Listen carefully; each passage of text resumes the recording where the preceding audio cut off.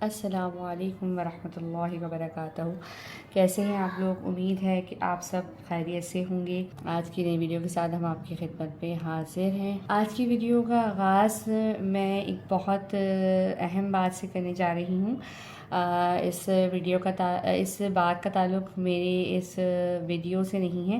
मुल्क के हालात बहुत ख़राब हैं। आप सारी सूरत हाल आप सब लोगों के सामने हैं। तो बस अल्लाह ताला से अपनी दुआओं में अपने मुसलमान भाइयों को ये याद ज़रूर रखिएगा। सब बहुत परेशान हैं। तो ये दुआ के साथ हम उसका आगाज़ करते हैं।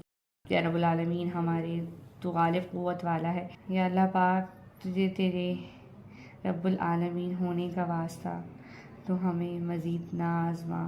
हम तेरे कमज़ोर बंदे हैं या अल्लाह। तेरी आजमाइश बहुत सख्त है या अल्लाह पाक। हमारे बहन भाइयों को, मुसलमान बहन भाइयों को इस आफत से निजात दिला दे या अल्लाह पाक। हम तेरे कुन के मोहताज हैं या रब्बुल आलमीन। इस कायनात की तमाम चीज़ों पर तेरा हुक्म चलता है या रब। इस सैलाब को रोक दे या अल्लाह पाक। लोगों का बहुत सारा नुकसान हो गया है या अल्लाह पाक। लोगों के घर टूट गए हैं, उनकी फसलें तबाह हो गई हैं या अल्लाह पाक। लोगों की सालों की जो जमा पूंजी सब कुछ ख़त्म हो गया है। जानवर मर गए हैं, फसलें तबाह हो गई हैं। अल्लाह पाक हमारे इस मुल्क को हमारे इस मुल्क को बचा ले मेरे या पाक परवरदिगार। पूरा मुल्क डूब गया है या अल्लाह पाक।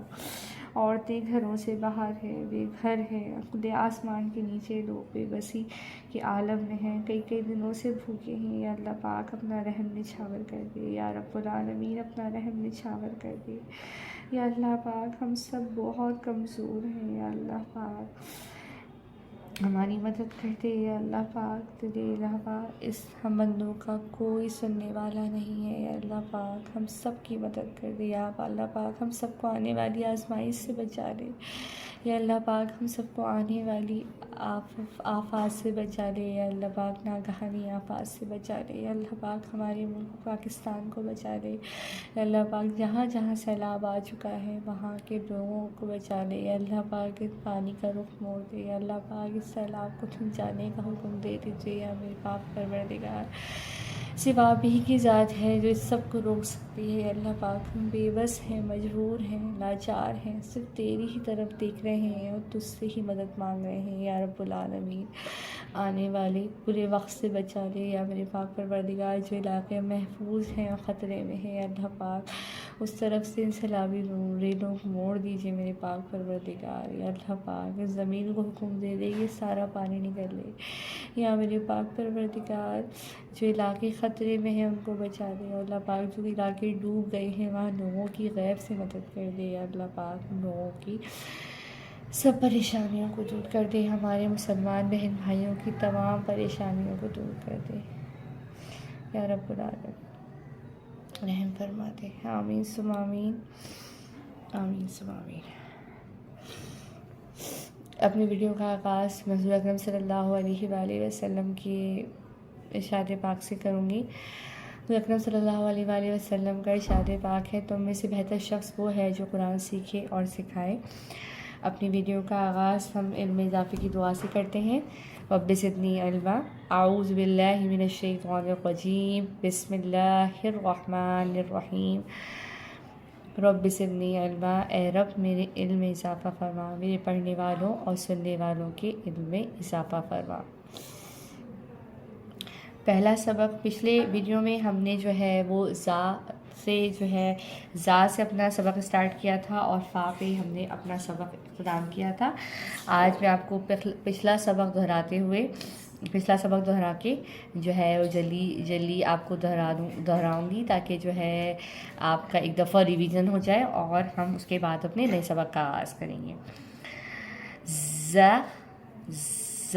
ज़ा के लिए मैंने आपको बताया था कि अपनी ज़बान की नोक को नीचे वाले दांतों की जड़ से टच करना है सख्ती के साथ और सीढ़ी की आवाज़ निकालनी है।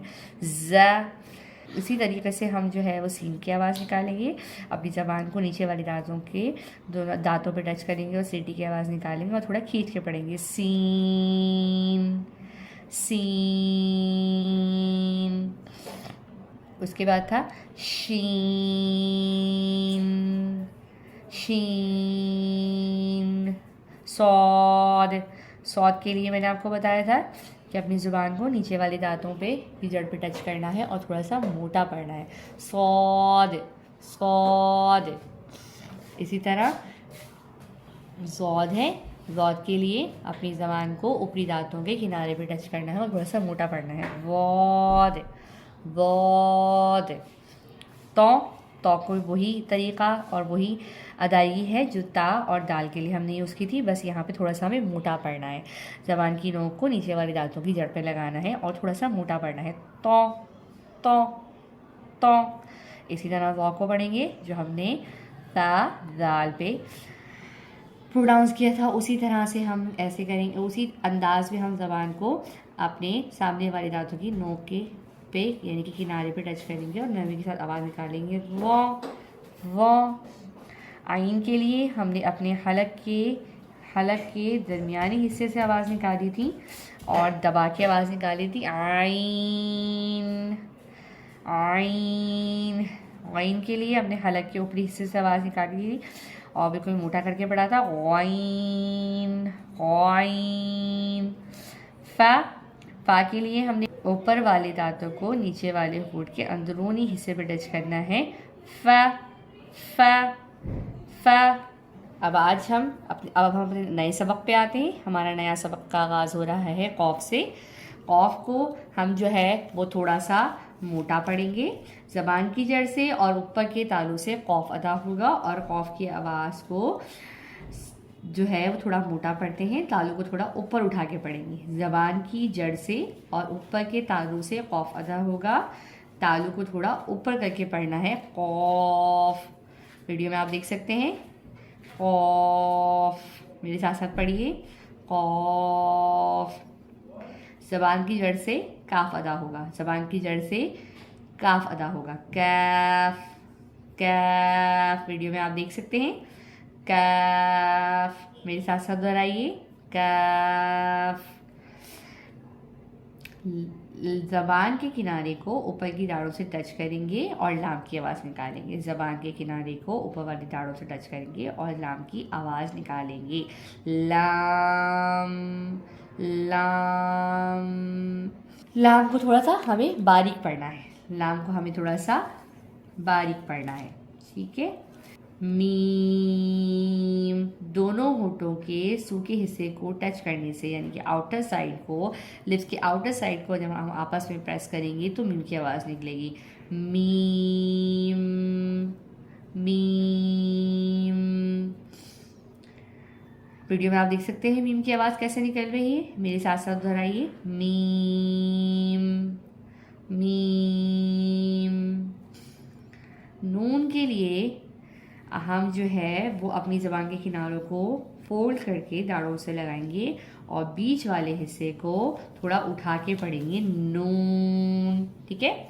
ज़ुबान को फोल्ड करना है और ऊपर वाले हिस्से को, बीच वाले हिस्से को ज़ुबान के हमें अपने तालू पे टच करना है। ज़ुबान को फोल्ड करें और ज़बान के बीच वाले हिस्से को तालू पे टच करें और आवाज़ निकालें। नून नून। वीडियो में आप देख सकते हैं, मेरे साथ साथ दोहराइए। नून नून। वाव। दोनों होठों को गोलाई में बनाना है। दोनों होठों को गोलाई में मोड़ के आपस में टच नहीं करना। दोनों होठों के आपस में टच ना करने से वाव की आवाज़ निकलेगी। वाव। दोनों होठों को गोलाई में आप जो है वो करें और मिलाए नहीं आपस में और अंदर से आवाज़ निकालें। वाव। ठीक है। हलक के नीचे वाले हिस्से से, ठीक है, हलक के नीचे वाले हिस्से से जो है वो हा अदा होगा।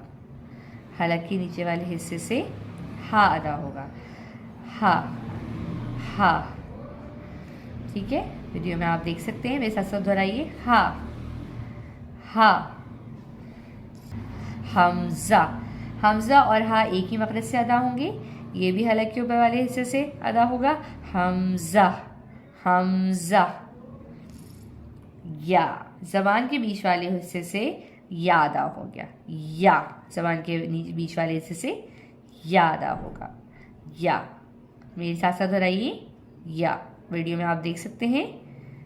या, और ये वाला या भी हम ऐसे ही पढ़ते हैं या, ज़बान के बीच वाले हिस्से से अदा होगा या।